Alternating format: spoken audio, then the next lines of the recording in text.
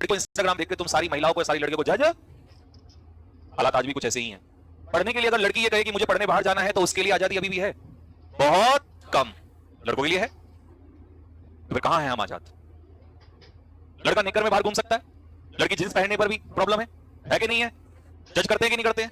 कहते हैं कि लड़कियां तो छोटे कपड़े पहनेंगी तो फिर रेप हो जाएगा। ऐसे ऐसे, ये मैं नहीं बोल रहा हूं, ये ऐसे बयान है सोशल मीडिया पे, बोले जाते हैं कि नहीं बोले जाते हैं कि छोटे कपड़े पहनोगे तो रेप ही होगा।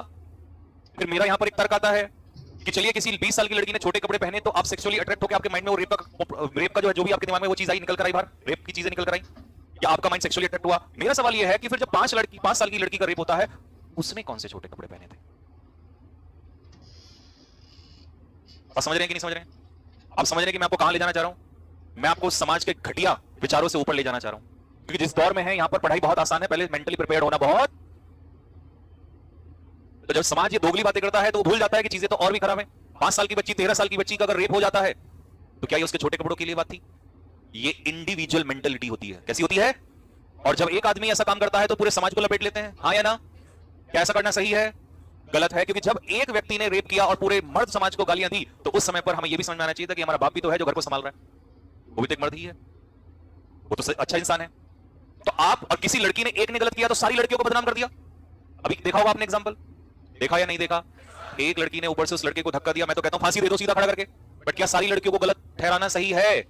बोलो। आप किसी इंडिविजुअल व्यक्ति से सभी को जज, लेकिन तुरंत एकदम से रील बनने लग जाती हैं कि हम तो शादी नहीं करेंगे, ये नहीं करेंगे, लड़कियां ऐसी हैं वैसी हैं। लड़के कौन सा कम है? अगर वो केस आया तो फिर 5 साल की बच्ची का रेप, 13 साल की उस लड़की का रेप जो गंगानगर राजस्थान में हुआ, 34 लोगों ने किया, चढ़ा दो पूरे मर्द समाज को फांसी पे।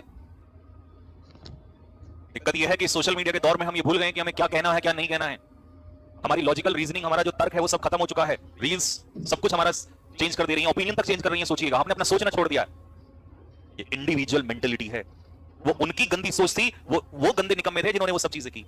आप इससे सबको गलत, तो इसमें गुनहगार और कौन है? आधे से ज्यादा गुनहगार तो वो लोग तो हैं जो कर रहे हैं, उससे ज्यादा गुनहगार तो लॉ है, कानून है हमारा, है कि नहीं है? एग्री करते हो कि नहीं? ऑनलाइन वाले बच्चे अगर एग्री करते तो कमेंट बॉक्स में दिल फेंक के मारे की बात बिल्कुल सही कह रहे हो कि अगर 10 लोग ऐसा कर रहे हैं, जब उस लड़की का 13 साल की बच्ची का रेप हुआ और उसने बयान भी दिया, सबूत सबको सामने थे, तो क्या 34 के 34 को हैंग टिल डेथ होना चाहिए कि नहीं? अगर उन 34 को हैंग टिल डेथ हो जाए तो क्या ऐसे आने वाले वक्त में ऐसी चीजें होंगी? आप कहेंगे सर ऐसी फिर भी होंगी, तो मैं तो कह रहा हूं सबको तुरंत फांसी पर लटकाओ। कब्रिस्तान में बहुत जगह है, जलाने के लिए बहुत जगह है, नहीं भी है तो ऐसे लोगों को कोई जरूरत नहीं है। अब 10 एक्शन ऐसे लेके देखिए, मैं कह रहा हूं आपसे, अगर ये बंद भी नहीं हुआ तो अगर कम ना हो गया मेरा नाम बदल देना। बट उनको पता है कि हम एक दिन छूट, तो दोषी कौन है? जितना दोषी करने वाला है उससे ज्यादा अपराधी कौन है? लॉ। कानून अंधा था और आज भी अंधा। तो प्रॉब्लम हमारे लॉ में है ना। उस लड़की ने उसको वहां से फेंका, दो फांसी तुरंत जब सबूत सामने है, तो ताकि आगे भी लड़कियों को ऐसा डर रहे। प्रॉब्लम है कि हम किसी को सजा नहीं देना चाहते हैं, फिर ब्लेम करते हैं इधर उधर की चीजों पर। तो वापस आते हैं, इमेंसिपेशन का मतलब क्या हुआ? अच्छा, बॉन्डेज क्या होती है?